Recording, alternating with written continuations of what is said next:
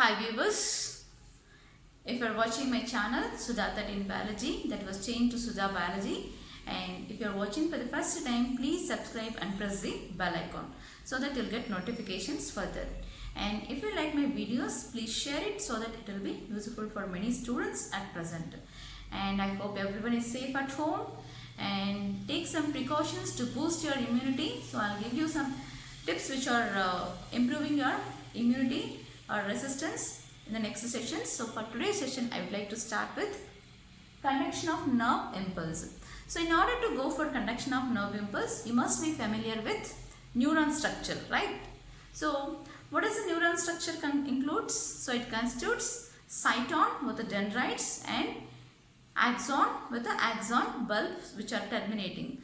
So and myelinated neurons constitutes myelin sheath, and whereas non-myelinated neurons does not constitute myelin sheath, okay, around the axon membrane. So first, coming to conduction of nerve impulse. So if we are familiar with nerve structure, neuron structure, so the neurolemma, that is nothing but axolemma, which is present on the axon, so which is the covering part of the axon. So this axon on its inner side, it constitutes axoplasm, and it is covered by membrane called as axolemma. So now this axolemma constitutes some channels as well as voltage gated channels as well as leakage channels. So let's see what are the leakage channels as well as voltage gated channels present on the axon membrane, that is axolemma. So now leakage channels which are present on the axolemma, so that is sodium as well as potassium. So these are the leakage channels which are present, and this will be always open. So even at resting condition as well as even at depolarization condition. So this will be always open, that is leakage channels. And coming to voltage gated channels. So voltage gated channels are again two, that is sodium voltage gated channels as well as potassium voltage gated channels. So in this again we find in sodium voltage gated channel, it constitutes both active gates as well as inactive gates. But whereas potassium voltage gated channel, so this constitutes only active. And again one more thing which you have to note here, the voltage gated channels will open only when it is receiving the impulse. Once it receives the impulse, then only this voltage gated channels will be open. And under resting condition, these voltage gated channels will not be in open condition. Only leakage channels will be open during resting position. Okay. Now ligand gated channels. So the third one, that is ligand gated channels. So these are present on the postsynaptic membrane. So as we know that the nerve impulse which is passed from one neuron to the another neuron, that is from the axon bulb of one neuron to the dendrites of another neuron. The impulse will be passed from one neuron to the another neuron. So now these ligand gated channels, they are present on the postsynaptic membrane. So which we'll be studying, we'll be studying about the postsynaptic membrane as well as presynaptic membrane interaction. Okay, so that is during synaptic cleft. So that is ligand gated channels are present on the postsynaptic membrane. And now coming to the different charging potentials of the membrane. So first we'll go for resting membrane potential. So how the membrane condition, so that is a resting membrane potential, what is the condition can be seen on the axon membrane, that is axolemma. So during resting condition, that means when there is no impulse received onto the axon membrane. So this will have sodium leakage channels and potassium leakage channels which will be open. Okay.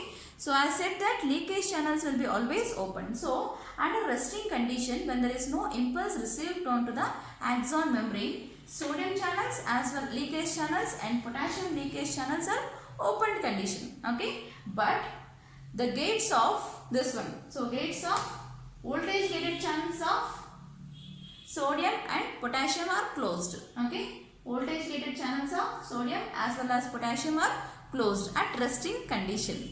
And now, so as leakage channels are open at resting condition, you can see the sodium ions influx takes place as well as potassium ions efflux takes place.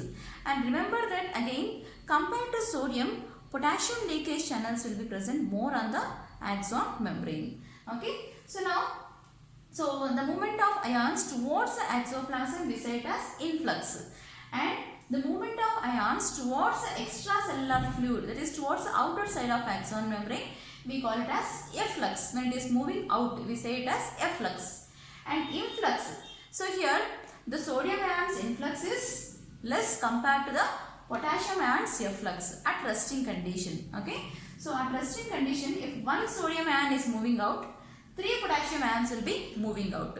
Okay, so during resting condition, when there is no impulse received, the leakage channels, when they are open, or leakage channels will be always open. So sodium ions, if one sodium ion is moving in, then 3 potassium ions will be moving out.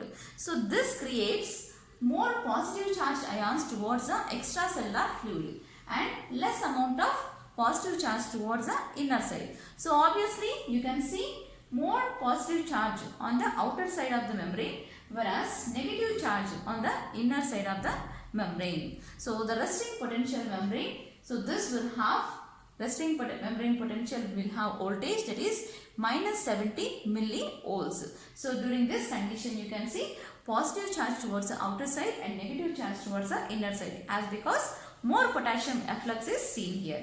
Okay, and now, but if this condition, so more efflux of K plus ions and very few influx of sodium ions, if this condition is being continuing for long period of time, so the resting potential membrane potential will be disturbed. So what is disturbed here? If this continuous efflux of K plus ions for long period of time more, and the resting membrane potential will be disturbed. So this may change from minus 70 millivolts to minus 90 millivolts. So this will be changing to 90 millivolts, that is minus 90 millivolts. So in order to stop this, there will be some action which will be going on. That is movement of ions by utilization of energy. It moves through against the concentration gradient. That is, they are pumping the sodium ions back, okay, to the extracellular fluid and potassium ions back to the exoplasm. So this is against the concentration gradient. That means from lower sodium concentration region to higher sodium concentration region, from here to here, and higher potassium concentration, that is from so lower potassium concentration to higher potassium concentration. So here, as it is utilizing the energy, that means when it is moving from lower concentration to higher concentration region, then it will be utilizing the energy, obviously. So now potassium ions, which will be in lower concentration, that is in the extracellular fluid, moves from the extracellular fluid towards the higher concentration. So it requires energy. Even the sodium ions also moves from lower concentration region to higher concentration region. So it requires energy. So by utilization of sodium potassium pump, okay, that is pump proteins, there will be pumping of potassium ions back towards the exoplasm and sodium ions back to the extracellular fluid. So here 3 sodium ions, so remember Na+, 3 sodium ions are moving out and 2 potassium ions, K plus 2 potassium ions will be moving in, okay, so through sodium potassium pump. So in order to maintain the resting potential minus 70 millivolts.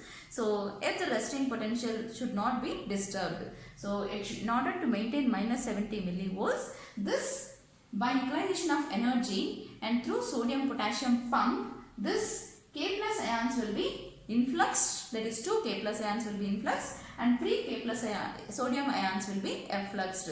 So through this sodium potassium pump at a stretch.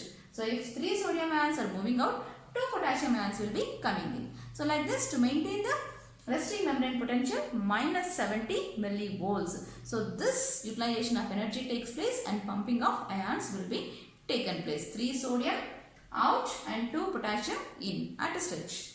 Next, once the impulse has been received onto the axon membrane, now it is said as depolarization condition. Okay, so the action potential of the membrane changes, which is leading to depolarization condition, or we even say it as rising phase. So as we said that when impulse is being received onto the axon membrane, the voltage gated channels will be opened. Okay, so now once the impulse has been received, now the sodium voltage gated channel is open. So you can see the voltage gated channels of sodium is opened. Okay, and leakage channels are always open, sodium as well as potassium. But here the potassium voltage gated channels are closed. Okay, so now the sodium gated channels are open, voltage gated channels are open. So now even leakage channels are also open. So more sodium ions will be influxed, okay, from the extracellular fluid, whereas less K plus ions will be moving out, that is effluxed. So influx of sodium ions is more, but efflux of potassium ions is less, as potassium voltage gated channels are closed. Okay, and you can see very few K plus ions moving out. So what will be the membrane potential you can expect? So as more positively charged ions are moving in and less positive charged ions are moving out, you can see the membrane. This is axon membrane on which when the impulse has been received, you can see the change in the membrane potential, that is minus charge towards the outer side and positive charge towards the inner side. So that is the region where it is receiving the impulse. Okay, so that is when the impulse is received on this, you can see the voltage gated channels are open, and so more positively charged ions are coming in and less positively charged ions are moving out. So negative charge is created inside and positive charge will be negative charge towards the outer side and positive charge will be seen on the inner side. So this is only the region where you can see the impulse. Okay, but the adjacent part of the axon membrane where there is no impulse which can be seen here. So at this condition, this will be at resting potential. So positive charge towards the outer side and negative charge towards the inner side. So there is no change in the membrane potential. So this will be as such until it receives the impulse. So the membrane which will be passing the impulse from on the axon membrane until it reaches this charge will not be changed.